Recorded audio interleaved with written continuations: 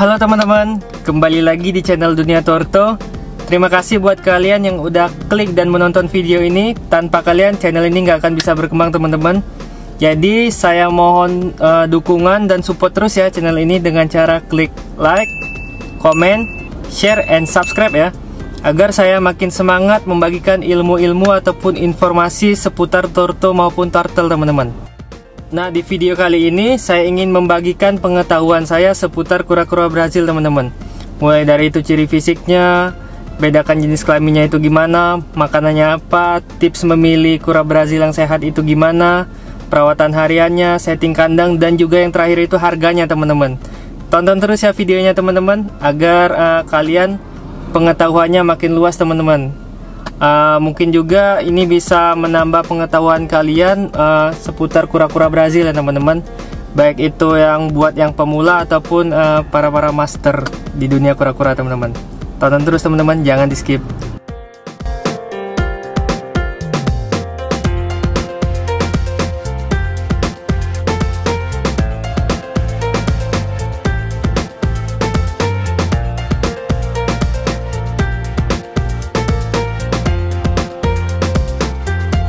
Teman-teman, yang pertama itu ciri fisiknya teman-teman. Nah, ciri fisik yang pertama itu bisa kita lihat dari warnanya teman-teman, warna tubuhnya teman-teman. Nah, itu ada yang berwarna gelap, hijau gelap, dan ada juga yang berwarna hijau terang teman-teman. Nah, itu tergantung perawatannya teman-teman, nanti kita bahas selanjutnya. Terus yang kedua itu dilihat dari coraknya teman-teman. Nah, kalau ciri-ciri dari res itu mempunyai corak merah teman-teman di bagian kepala kiri dan kepala kanannya teman-teman. Jadi seperti kayak garis merah gitu teman-teman. Nah, yang kedua itu tips ya teman-teman, tips memilih kura Brazil yang sehat teman-teman. Nah, yang pertama itu kalian pilih yang aktif teman-teman, karena aktif itu menandakan kalau dia itu sehat teman-teman. Nah, yang kedua itu kalian pilih yang tenggelam ya teman-teman, tenggelam tapi aktif, jangan pilih yang ngambang teman-teman. Kalau yang ngambang itu biasanya dia sakit teman-teman.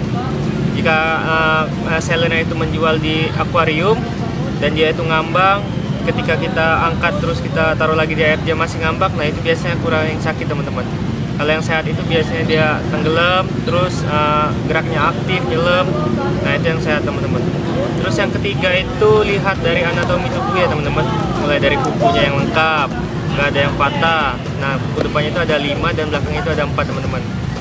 Dan yang kedua itu dan yang selanjutnya itu kita lihat dari tempurungnya teman-teman. Tempurungnya itu nggak ada yang dimakan parasit teman-teman, jadi nggak ada tempurung-tempurung yang bolong ataupun yang patah ya teman-teman.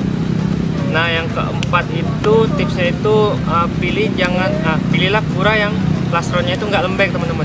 Jadi kalau misalkan baby itu mungkin agak sedikit lembek ya teman-teman, itu masih wajar. Nah, ketika kalian mau beli yang dewasa, jangan pilih yang lembek teman-teman, karena kalau yang plastronnya lembek itu biasanya kura-kura yang sakit ya teman-teman. Jadi jangan salah pilih teman-teman. Nah, untuk yang sakit itu bisa kita lihat juga, dia itu biasanya merem terus, lemes, nggak mau tenggelam, biasanya ngambang terus, dan yang pasti juga mogok makan teman-teman. Jadi buat kalian yang mau beli kura Brazil jangan salah pilih ya. Nah, jadi yang ketiga itu membedakan jenis kelaminnya teman-teman. Nah, untuk jenis kelamin ini baru bisa dibedakan itu ketika kura Brazilnya dewasa teman-teman. Jadi buat kalian yang mau beli kura Brazil dan penjualnya itu bilang ini bisa dibedakan jenis kelamin pada saat waktu baby, itu hoax teman-teman. Misalkan kalian mau beli, oh ini masih baby tapi dia bilang oh ini sepasang. Nah, itu hanya untuk menarik minat kita buat beli aja teman-teman. Sebenarnya untuk baby itu belum bisa dibedakan jenis kelamin ya teman-teman. Nah, untuk membedakan jenis kelamin ketika dewasa itu ada 2 faktor teman-teman. Faktor yang pertama itu dari kukunya teman-teman. Nah, untuk yang jantan itu kuku depannya itu lebih panjang ya teman-teman. Nah, sedangkan untuk betina itu kuku depannya itu lebih pendek teman-teman.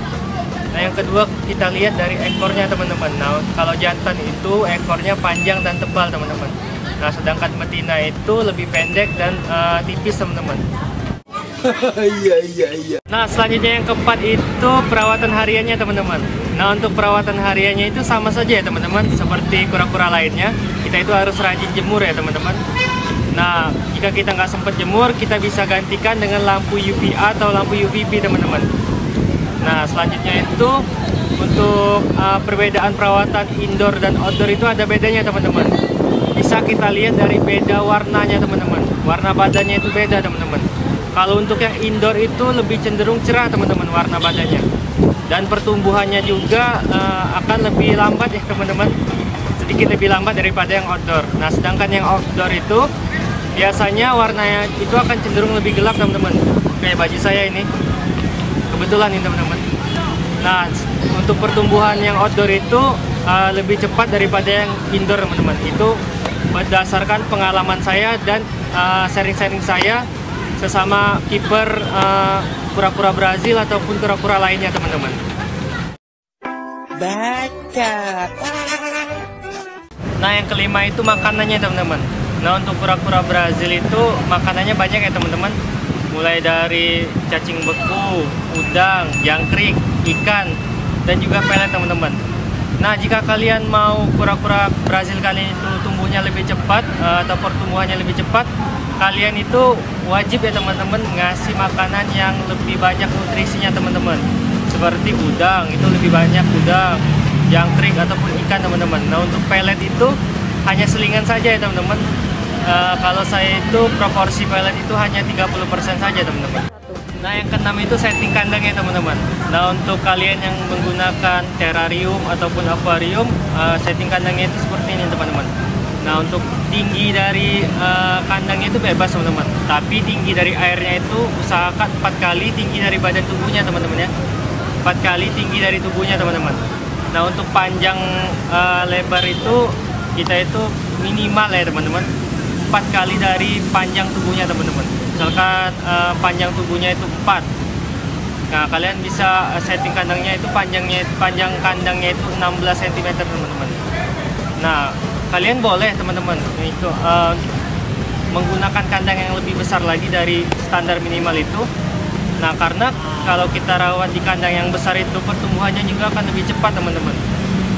Nah selanjutnya itu untuk aksesorisnya itu, aksesoris tambahannya itu kalian bisa menggunakan filter air, kalian bisa menggunakan lampu reptil, ataupun juga bisa menggunakan tumbuhan-tumbuhan air ya teman-teman. Nah untuk penggantian air itu cukup dilakukan 2 hari sekali aja ya teman-teman. Jadi setiap 2 hari kalian ganti airnya teman-teman. Nah yang selanjutnya itu kalian itu jangan kasih makan yang berlebih teman-teman. Karena kalau kalian kasih makan yang berlebih dan itu nggak habis dimakan sama dia, nah itu kotoran dari makanan itu bisa menumpuk dan membuat kandang itu menjadi kotor teman-teman. Kalau udah kotor, untuk kemungkinan tumbuh parasit, jamur itu lebih besar teman-teman. Nah kalau misalkan udah tumbuh parasit, itu tempurungnya itu bisa jadi menyebabkan tempurungnya itu bolong teman-teman, ataupun kropos. Nah tips untuk ganti airnya itu kalian itu jangan handle si kura-kura itu terlalu sering ya teman-teman. Karena kalau kalian handle waktu ganti air, kalian pegang-pegang, kalian elus-elus, kalian main-mainin, kalian pegang lagi, nah itu bisa jadi dia kemungkinan besar akan stres teman-teman. Kalau dia udah stres, untuk nafsu makannya juga pasti akan menurun teman-teman. Nah kalau menurun terus bisa-bisa dia jadi sakit teman-teman. Jadi selalu jaga kebersihan kandang dan jangan sering dihandle ya teman-teman. Lebih baik mencegah daripada mengobati teman-teman. Nah yang terakhir itu yang ketujuh, harganya teman-teman. Nah untuk harganya itu tiap seller itu beda-beda ya. Karena tiap seller itu mempunyai perawatan yang beda-beda juga teman-teman. Jika dibandingkan dengan seller yang penghobi dan seller yang hanya jual itu tentu beda perawatannya teman-teman. Kalau untuk seller yang penghobi ataupun pengkoleksi kura-kura, perawatannya pasti akan bagus juga teman-teman. Makanannya akan lebih baik yang dikasih, misalkan udang ataupun jangkrik, ikan. Nah jika dibandingkan dengan seller yang hanya menjual, dia mengambil dari A dan hanya menjual, itu pasti akan perawatannya juga akan lebih buruk teman-teman, ataupun kurang bagus teman-teman. Dia hanya kasih air, kura-kuranya diletakin di air aja, dikasih air, terus makannya dikasih aja, dan kesehatannya juga jarang dicek teman-teman. Tentunya akan berbeda kan teman-teman kualitasnya. Nah jadi untuk kisaran harga umumnya itu untuk baby itu harganya 25.000 sampai 30.000 teman-teman, tergantung seller ya teman-teman.